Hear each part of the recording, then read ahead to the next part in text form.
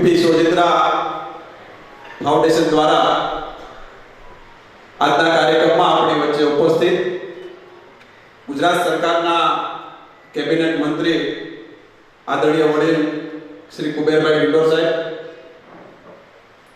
જિલ્લા ભાજપના પૂર્વ પ્રમુખ આદરણીય ડોક્ટર કાનાબા સાહેબ, જિલ્લાના પૂર્વ સાંસદ આદરણીય નારણભાઈ, જેમના માટે આપણે સૌ ભેગા થયા છીએ એમાં અમારા પરમ મિત્ર આદરણીય પીપી સોજિત્રા સાહેબ, અહીંયા ઉપસ્થિત ભાઈ શ્રી મુકેશભાઈ સુંઘાણી, ભાઈ શ્રી મેહુલભાઈ, ઉપસ્થિત વિદ્યાર્થીઓ, યુવાન દોસ્તો, ખાસ કરીને પીપી સાહેબ, પહેલા તો તમને જન્મદિવસની ખૂબ ખૂબ શુભકામના.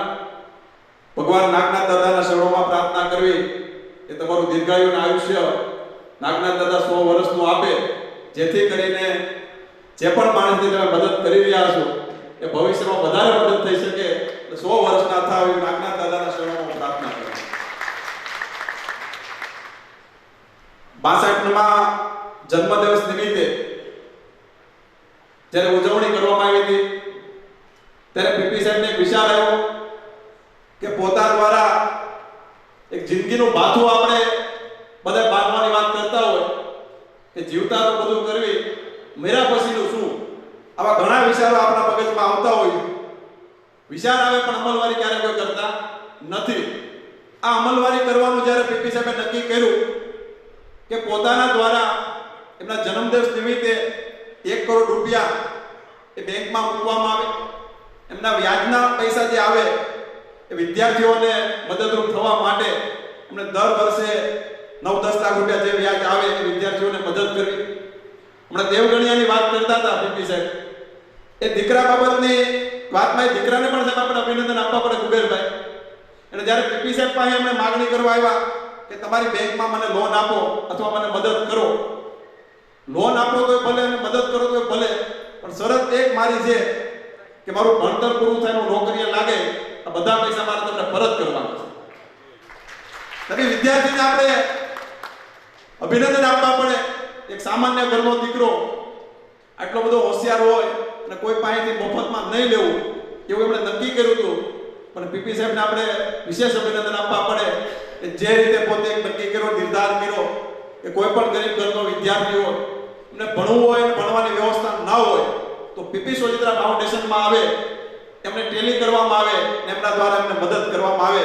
આવી ઘટના કુબેરભાઈ લગભગ ક્યાંક ભાગે જ બનતી હોય છે. અને અમરેલીમાં શરૂઆત પીપી સાહેબે કરી છે. કાનાબા સાહેબના માધ્યમથી કાનાબા સાહેબ તમને પણ અભિનંદન આ સાથોસાથ આપવા પડે કે આ માધ્યમ તમે બની અને લોકોને ઉપયોગી થઈ શકે એ પ્રકારનું કાર્ય કર્યું. ખાસ કરીને પીપી સાહેબની સેવાકીય સંસ્થાની જો સાહેબ વાત કરવા બેસવી તો અમરેલી શહેરની અંદર લગભગ ભોળાનાથના જે મંદિર બનતા હોય છે એમાં પીપી સોજિત્રાનું યોગદાન છે. એ કોઈ પણ જગ્યાએ મંદિર બને અને કોઈ પણ વિસ્તારવાળા એમની પાસે ફંડ લેવા જાય, નાગનાથ દાદાના, સોમનાથ દાદાનું કે ભોળાનાથનું આપણું મંદિર હોય તો એમાં કાયમિક માટે પીપી સોજિત્રાનું યોગદાન હોય છે. નાગનાથ મંદિરની અંદર સિદ્ધિવિનાયક મંદિર ખૂબ મોટું બનાવવામાં આવ્યું છે, એ પીપી સાહેબના માધ્યમથી બનાવવામાં આવ્યું છે. એવી જ રીતે આપણો અખાડામાં જીમ માટેની વ્યવસ્થા એ પીપી સોજિત્રાના માધ્યમથી થયું છે. નાગરિક બેંકની વાત હોય, બધી વાતમાં એક વાત બધાને બાકી રહી ગઈ, નવજીવન હોસ્પિટલ. અત્યારના યુગમાં ગમે ત્યાં બીમારી આવે એ કોઈને ખબર ન હોય, પીપી સોજિત્રાની એમની ટીમ દ્વારા એમને વિચાર્યો કે હોસ્પિટલના માધ્યમથી લોકોની આપણે સેવા કરવી જોઈએ.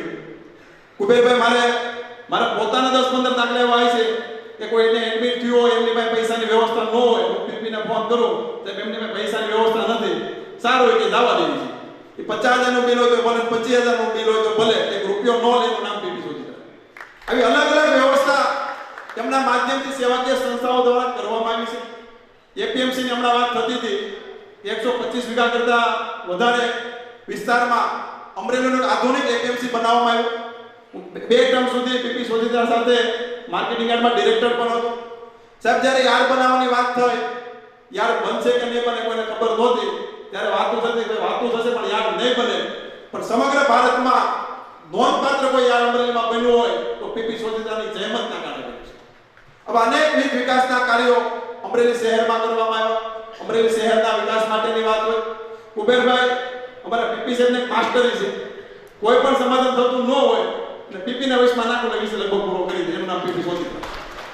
આવા અનેક વિકાસના કાર્યો જ્યારે પીપી સોચિત્રા દ્વારા થતા હોય ત્યારે વિશેષ સમય લેવો નથી, કારણ કે પીપી સાહેબને મેં હમણાં કહેતો હતો, અમારા ભાભી સાહેબ અમે બેઠા છે, બધું 30-35 વર્ષ પહેલાની યાદ તમને યાદ આવતી હશે, કારણ કે એ પ્રકારની ખુરશીમાં જ આપણે એમને બેસાડ્યા છે. ત્યારે પીપી સાહેબના જન્મદિવસ નિમિત્તે હું એમને સવિશેષ શુભકામના પાઠવું છું, કારણ કે મારા વડીલ છે, એમને આશીર્વાદ આપણે ન આપી શકીએ, પણ હૃદયની શુભકામના સાથે ખાસ કરીને સાહેબને જાહેરાત કરવાની ના પાડી હતી, કારણ કે પીપી અમને કાયમી ઉપયોગી થયા છે.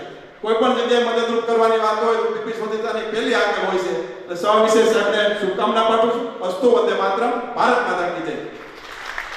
સત્યવતું હોશે કે વિદ્યા ધર્મ અરુ યશ કા લાભ જાતિન ન હોય. વિદુર કહે ધૃતરાષ્ટ્ર કો વંદ્ય કામ સો હોય. જે દિવસે વિદ્યાનું ધર્મનું યશ કાર્ય ન થાય એ દિવસને વંદ્ય દિવસ કરવો, નકામો નિરર્થક કરવો. આજે અહીંયા વિદ્યાનું કામ છે, આ ધર્મનું પણ કામ છે, અને યશ અને કીર્તિ પાવનારું પણ કામ છે. અને વિદ્યા ધર્મ અને યશના ત્રિવેણી સંગમ ઉપર આપણે ઉપસ્થિત છીએ. ગુજરાતની પ્રજાઓ પર એક આરોપ છે કે ગુજરાતી પ્રજા ચોપડા પ્રિય છે, ચોપડી પ્રિય નહીં. ગુજરાતી પ્રજા વ્યાપારી પ્રજા છે, ચોપડા પ્રિય છે, ચોપડી પ્રિય નહીં.